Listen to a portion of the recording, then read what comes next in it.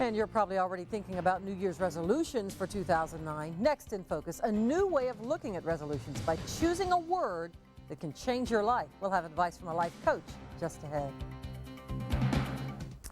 As you look ahead to the new year, many of you will make New Year's resolutions, don't we all? Well, in today's Focus, a unique twist to resolutions. Carol Jurgensen-Sheets, aka Carol the Coach, joins us with how to change your life one word at a time. She also works with Indianapolis Psychiatric Associates, and I could spend about a half hour with her, but we don't have time, so we'll get right to it. You say that we should discard the typical New Year's resolutions, such as saying, I want to lose weight and exercise. Why not take that approach? Well, unfortunately, that sets you up for failure because it doesn't create an excitement and a lifestyle change that you need. And if you're not going to plan to change your life forever, it isn't going to work. Well, I'm already on the wrong track, so let's get some more advice from you. You say we should begin by asking questions. Let's put these questions up, and it's, first of all, to change your life one word at a time. Are you getting what you need out of life, or do you barely get by?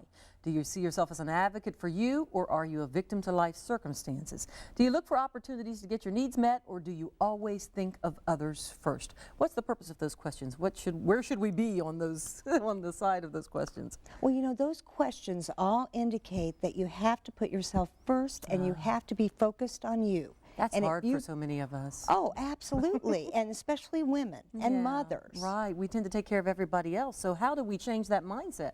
Well, you pick a word that you want to incorporate into the whole year. Okay. A word like balance or fitness or self-care you were just talking to me about, something that we can think about as women. Self-care. Let's go a little bit more through some of your plan as you talk about that word, and I think the first thing is to get a new perspective. Is that where we first start? Well, yes, get a new perspective and enjoy what you're going to be doing. Look forward to it and create some support around you. And the plan, what is the plan? To pick that word? Pick that word and then create some structure that will support you. If you're going to work on fitness, put it down on your calendar every day.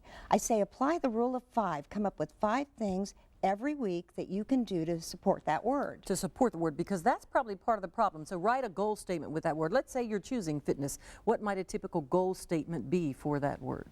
I will take 30 minutes every day and go for a walk. Oh, well, that's pretty simple. And if we continue to do that, is that part of the plan?